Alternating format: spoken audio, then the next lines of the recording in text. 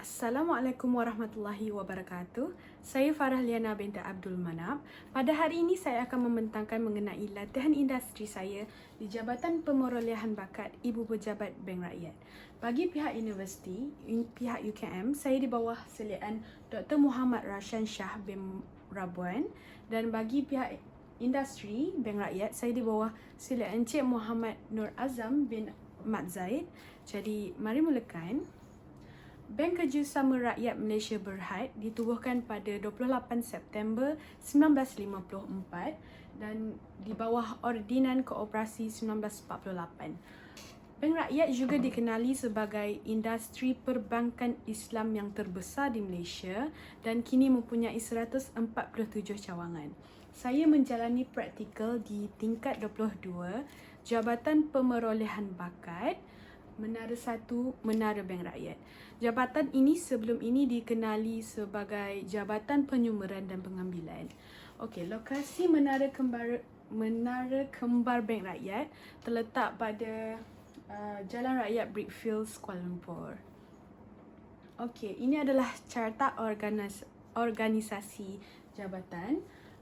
Bagi Ketua Penyumeran dan Pengambilan Encik Muhammad Firdaus bin Muhammad Syaroni dan Penolong Pengurus Penyumeran dan Pengambilan Encik Muhammad Nur Azam, dan bagi eksekutif pula Puan Siti Fairuz, Encik Khairul Nizam, Encik Nur Hisham, Puan Nurul Ain dan Puan Siti Nur Haziah, dan bagi kerani Cik Nur Safinas dan 2 orang pelajar praktikal termasuk saya Farah Liana dan kawan saya Aimi Khalida. Okey. Dan ini adalah carta organisasi baru setelah penstrukturan semula organisasi setelah bulan ketiga saya di sini rasanya dalam bulan November. Ketua dan penolong pengurus adalah masih yang sama, Encik Firdaus dan Encik Muhammad Nur Azam, dan bagi eksekutif ini adalah yang kekal, Puan Siti Fairuz, Encik Khairul Nizam dan juga Encik Nur Hisham. Dan kamilah pelajar praktikal Farah Liana dan Aimi Khalida. Yang lain tu mereka dialihkan ke jabatan yang lain. Okey, bagi bidang pengkhususan, saya di UKM, saya adalah merupakan pelajar ijazah sarjana muda pentadbiran perniagaan, pengurusan sumber manusia. Ini adalah antara subjek yang saya ambil. Teori organisasi, pengurusan sumber manusia dan antarabangsa, latihan dan pembangunan pekerja dan juga ganjaran pekerja. Okey, bagi bidang tugas di syarikat, saya diletakkan di Jabatan Penyumeran dan Pengambilan. Terusnya, perkongsian tugas. Yang pertama, membuat panggilan. Terdapat beberapa jenis panggilan. Yang pertama, membuat panggilan kepada calon temuduga. Ini dijalankan apabila akan diadakan sesuatu temuduga yang akan datang. Jadi kami perlu menghubungi calon-calon temuduga ini daripada hasil penyumberan ataupun daripada resume daripada pihak atasan lah. Jadi kami perlu menghubungi calon-calon ini dan meminta kelayakan mereka, contohnya seperti CGPA dan sebagainya, dan juga bertanyakan mengenai adakah mereka berminat untuk menyertai temuduga ini. Dan kemudian kami perlu mengesahkan email mereka sama ada sama ataupun tidak seperti di resume. Jadi yang kedua, membuat panggilan kepada pekerja lantikan baru. Ini apabila seseorang calon tu memang dapat dan akan dilantik, jadi kami perlu menghubungi mereka untuk meminta dokumen yang tidak lengkap dan mengikuti perkembangan mereka, contohnya laporan pemeriksaan kesihatan, kami perlu hubungi mereka. Jadi yang ketiga, membuat panggilan kepada kaki tangan. Ini apabila kami menyemak fail dan ada dokumen-dokumen yang mereka tidak hantar kepada pihak HR. Contohnya surat akuan ataupun akuan penerimaan ataupun borang penamaan insurans. So, jadi kami perlu menghubungi mereka supaya mereka boleh email semula kepada pihak HR. Dan seterusnya, yang kedua, penyumberan. Ini kami perlu mencari resume calon di Job Street ataupun graduan bagi setiap wilayah negeri di Malaysia. Ini berdasarkan mengikut kelayakan yang disediakan. Seterusnya, yang ketiga, mengurus temuduga. Langkah pertama, kami perlu membuat panggilan telefon kepada calon temuduga.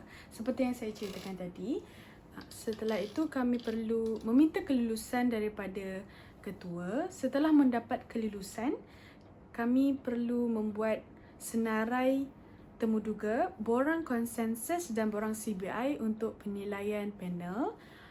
Pada hari kejadian, saya perlu sediakan bilik temuduga tersebut. Dan saya perlu mengambil calon temuduga di aras C, pintu utama, dan membawa mereka ke ruangan menunggu bilik temuduga di aras 22. Saya juga perlu membantu calon temuduga menyediakan dokumen dengan menggunakan senarai semak yang telah disediakan. Kemudian panel HR sendiri akan mengambil borang-borang dokumen-dokumen tersebut dan membawa calon temuduga mengikut nombor mereka. Jadi, setelah selesai temuduga, saya akan diberikan tugas untuk menyediakan senarai keputusan temuduga berdasarkan borang konsensus yang telah diisi oleh panel dan juga borang CBI yang telah diisi. Yang keempat, menyemak fail, sitos dan juga invoice. Bagi menyemak fail, saya menyemak fail kaki tangan daripada tahun 2019 dan juga tahun 2020 menggunakan senarai pre-audit yang telah disediakan. Bagi menyemak sitos dan secrets, saya menggunakan nama penuh dan juga nombor IC yang telah diberikan oleh eksekutif. Dan menyemak invoice kaki tangan Kelly Services mengikut bulan. Terdapat juga tugas-tugas sampingan, contohnya membantu kerani dan juga eksekutif-eksekutif. Contohnya membuat salinan dokumen, mengimbas dokumen, menghantar dokumen ke pejabat CEO dan juga ke pejabat ketua modal insan. Perkara baru yang saya pelajari, terdapat banyak sangat perkara baru yang saya pelajari. Mengurus temuduga, membuat panggilan telefon secara formal, penyumberan, cara menapis calon temuduga mengikut kelayakan ataupun kehendak syarikat, menyemak sitos dan secrets, melihat bagaimana penstrukturan semula organisasi itu dijalankan, menyemak invoice dan file, dan juga yang baru kerana COVID-19, work from home.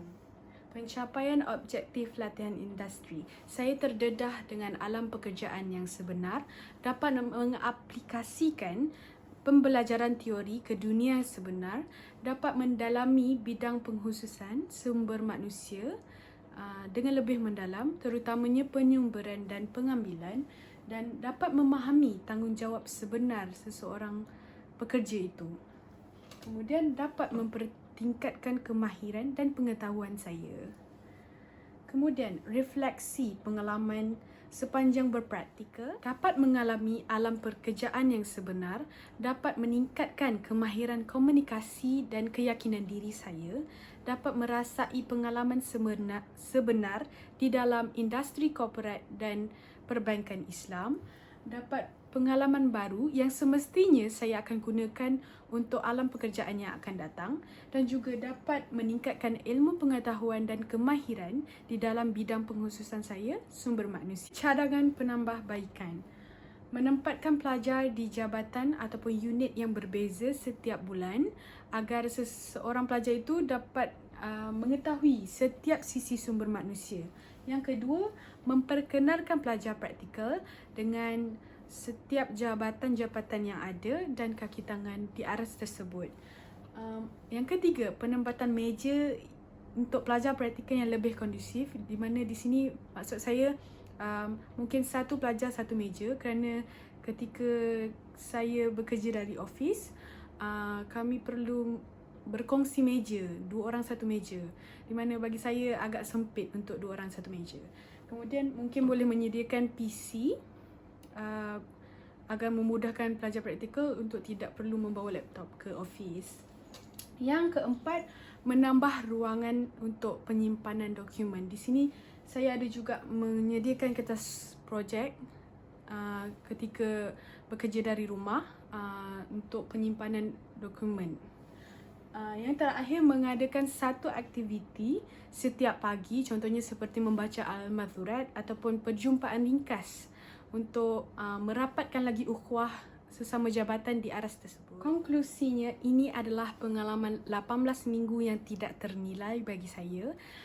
Saya dapat merasai suasana alam pekerjaan yang sebenar dan dapat meningkatkan ilmu pengetahuan dan kemahiran saya dalam bidang pengususan sumber manusia dan dapat merasai pengalaman dalam industri korporat dan perbankan yang semestinya saya akan menggunakan pengalaman yang saya perolehi ini di alam pekerjaan saya yang akan datang.